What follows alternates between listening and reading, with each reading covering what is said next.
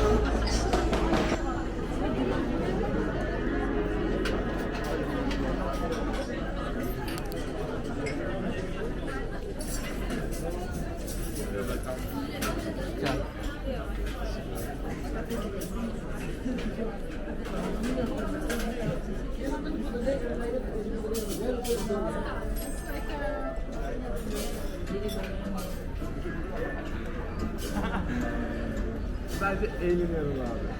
Ben daha şey yapmadım.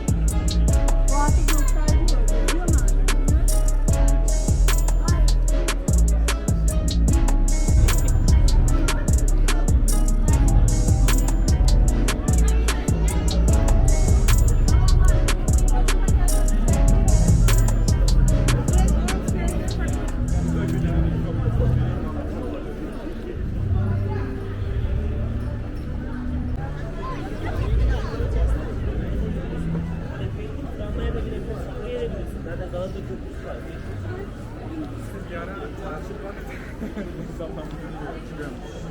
Tatile otururken nasıl yapacağım? Güzel buraya atalım.